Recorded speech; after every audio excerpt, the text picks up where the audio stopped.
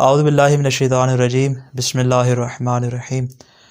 مومنین کرام، آج انشاءاللہ ہم بیان کریں گے نماز جماعت کے احکام کو پریکٹیکلی طور پہ کہ اگر کسی شخص نے نماز جماعت میں شامل ہونا ہے تو کس انداز سے شامل ہونا ہے، جو شخص معموم ہے اس نے امام کی پیروی کرنی ہے تو کس انداز سے کرنی ہے، اور اگر نماز کے دوران اس نے شامل ہونا ہے دوسری رکعت میں تیسری رکعت میں تو کس انداز سے شامل ہوگا، اور بعد میں اپنی نماز کو کس انداز سے مکمل کرے گا۔ تمام تفصیلات کو انشاءاللہ ہم آپ کے سامنے مکمل طور پر بیان کریں گے۔ سب سے پہلا حکم یہ ہے کہ نماز جماعت ہمیشہ کم سے کم 2 افراد سے قائم ہوتی ہے، یعنی اگر اکیلا فرد ہو تو نماز جماعت قائم نہیں ہو سکتی، بلکہ کم سے کم 2 افراد کا ہونا ضروری ہے۔ اب یہ 2 افراد کیسے کھڑے ہوں، ایک آگے کھڑا ہو دوسرا اس کے بالکل پیچھے ہو،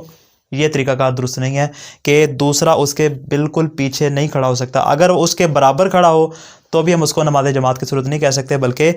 دونوں کے درمیان تھوڑا سا فاصلہ ہونا ضروری ہے۔ اگر ایک شخص ہو، مثال کے طور پہ امام ہے، امام اس انداز سے آگے کھڑا ہے اور نماز جماعت قائم کرنا چاہ رہا ہے، تو جو معموم ہے، جو اکیلا شخص ہے، وہ اس کی دائیں جانب کھڑا ہوگا اور اس سے یعنی جس مقام پہ اس نے بیٹھنا ہے تشہد کے وقت جس مقام پہ بیٹھے گا اس مقام کے اوپر اس کی سجدے والی جگہ آنی چاہیے، یہ اس کے دائیں طرف ہونا چاہیے، اس کے بائیں طرف نہیں ہونا چاہیے اگر ایک شخص اس کی ابتدا میں نماز پڑھ رہا ہو۔ لیکن اگر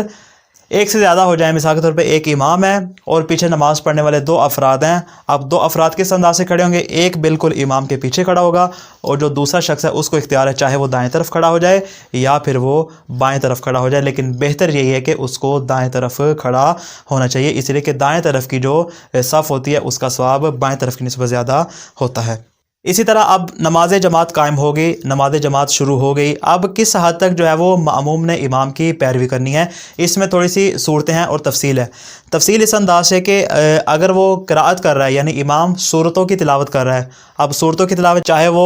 فجر کی نماز ہو، ظہرین کی نماز ہو یا مغربین کی نماز ہو، تمام نمازوں میں جو قرأت کرنی ہے وہ امام نے ہی کرنی ہے، یعنی اگر وہ فجر کی نماز ہے یا مغرب کی نماز ہے یا عشاء کی نماز ہے، چونکہ اس میں امام نے بالجہر جو ہے وہ قرأت کرنی ہے، بلند آواز سے قرأت کرنی ہے، تو جو معموم ہے وہ کیا کریں گے، وہ امام کی اس تلاوت کو اور قرأت کو سنیں گے، یعنی وہاں پر معموم اپنی طرف سے اس کو نہیں پڑھ سکتا۔ لیکن اگر ظہرین کی نماز ہے کہ جس میں کیا ہوتا ہے قرأت آہستہ آواز سے کی جاتی ہے، یعنی امام جو وہ اپنے آہستہ آواز میں اس کو پڑھ رہا ہوتا ہے، لیکن اس کا مطلب یہ نہیں کہ اگر امام آہستہ آواز میں پڑھ رہا ہے تو ماموں اپنی پیچھے جو ہے وہ صورت دوبارہ نئے سے شروع کر دے، فرماتے نا، بلکہ وہاں پہ اس کے متبادل کوئی دیگر جو ہے ذکر و اذکار کیا جائے، سبحان اللہ کہا جائے، الحمدللہ کہا جائے یا اللہ اکبر، یا اس طرح کے جو ہے ذکر و اذکار تسبیحات اپنی زبان پر جاری کی جائے۔ البتہ سورت پڑھنا معموم کے لیے کسی بھی صورت میں جائز نہیں ہے، چاہے امام بالجہر اس کی قرأت کر رہا ہو یا اس کے بالاخفاء قرأت کر رہا ہو، دونوں صورتوں میں معموم جو ہے وہ کیا کریں گے، خاموشی اختیار کریں گے اور امام کے پیروی میں رہیں گے۔ لیکن قرأت کے علاوہ جتنے اذکار ہیں، رکوع کا ہے، رکوع کے بعد کا ہے، سجدے کا ہے، سجدوں کے درمیان کا ہے، تشہد ہے، سلام ہے، قنوت ہے، وہ تمام کے تمام اذکار معموم کو خود ادا کرنے پڑیں گے، فقط امام کے ادا کر دینے سے وہ کافی شمار نہیں ہوں گے۔ ایک بات۔ دوسری بات، لوگ اعتراض کرتے ہیں کہ امام صاحب جو ہے وہ تلاوت کر رہے ہیں، قرأت کر رہے ہیں، ذکر پڑھ رہے ہیں، لیکن ہمیں آواز نہیں آ رہی۔ امام کا اپنی آواز کو معموم تک پہنچانا ضروری نہیں ہے، بلکہ امام آہستہ آواز میں پڑھتا ہے تو بھی کافی شمار ہوگا۔ البتہ بہتر یہ ہے کہ امام جو ہے وہ اس انداز سے پڑھے تاکہ جو پیچھے ہر سطح کے لوگ موجود ہیں ان کے لیے نماز پڑھنے میں آسانی رہے۔ اسی طرح ایک اور نماز جماعت کا مسئلہ یہ ہے کہ نماز جماعت شروع ہو چکی، اب اس میں اگر کوئی شخص باہر سے آیا نماز جماعت کے قائم ہو جانے کے بعد، وہ کس انداز سے شامل ہوگا۔ امام نے نماز شروع کر لی، امام نے تکبیر کہہ دی،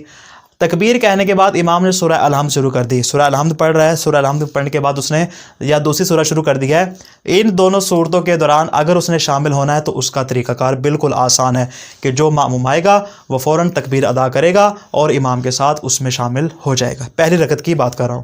اگر وہ چلا گیا پہلی رکعت کے رکوع میں، جیسے ہی وہ رکوع میں چلا جائے گا، اب جو صورتحال ہے یہاں پہ کہ وہ معموم آئے گا اور امام کو متوجہ کرے گا کہ میں آ چکا ہوں، میں نے نماز میں شامل ہونا ہے۔ امام کیا کرے گا، اس کے لیے اپنے رکوع کو تھوڑا سا طول دے گا تاکہ وہ بآسانی اس کے رکوع میں شامل ہو جائے۔ لیکن اگر وہ کسی وجہ سے رکوع میں شامل نہ ہو سکا اور امام اپنے رکوع سے بلند ہو گیا تو اب وہ انتظار کرے گا، اب اس رکوع کے بعد پہلے سجدے میں، پہلے سجدے کے بعد دوسرے سجدے میں، دوسرے سجدے کے بعد وہ کسی بھی صورت میں نماز میں شامل نہیں ہو سکتا، بلکہ اس کو دوسری رکعت کا انتظار کرنا پڑے گا۔ اب آگے دوسری رکعت، امام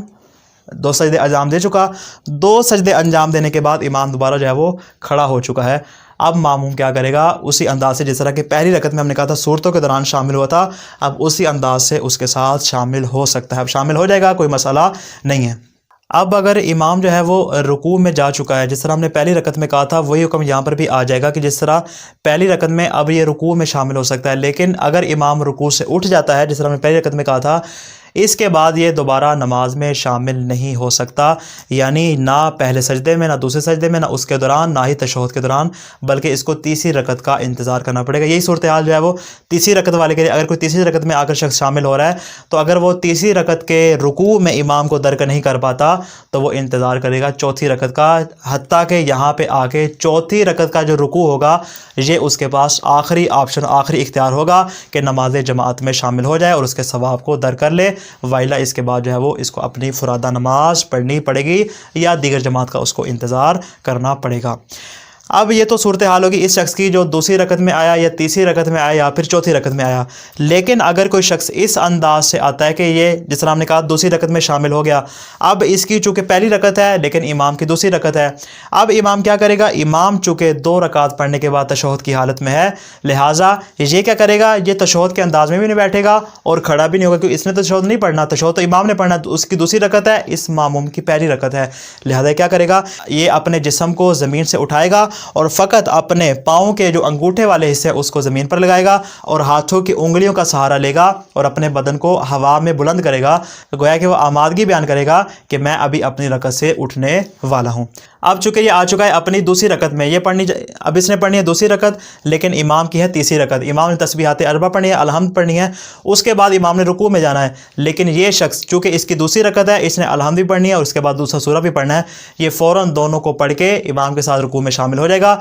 और अब जब इमाम 2 सजदे करने के बाद, चूँकि इमाम ने तशहुद नहीं पढ़ना, इमाम ने बुलंद हो जाना है, लेकिन ये शख्स बैठ कर तशहुद पढ़ेगा और उसके बाद चौथी रकत में इमाम के साथ शामिल हो जाएगा। इसकी तीसरी रकत होगी। अब जैसे ही इमाम चौथी रकत के 2 सजदे अंजाम देने के बाद तशहुद की हालत में होगा, अब ये शख्स चूँकि यहाँ पे नमाज जमात सलाम के बाद ख़त्म हो जाएगी, लेकिन अभी इसकी 1 रकत बाकी है, तो लिहाजा क्या करेगा, ये इस अंदाज से इमाम से जुदा हो जाएगा और इसकी जो चौथी और आखिरी रकत होगी वो फुरादा सूरत में पढ़ी जाएगी, जमात के साथ उसको अंजाम नहीं देगा। ये तरीक़ाकार है नमाज जमात में शामिल होने का कि इस अंदाज से हम इमाम की पैरवी करेंगे। पहली बात। दूसरी बात ये कि बाज़ औक़ात देखा जाता है कि मामूमीन पीछे बुलंद आवाज़ से जो है वो ज़िक्र और अज़कार वगैरह पढ़ रहे होते हैं।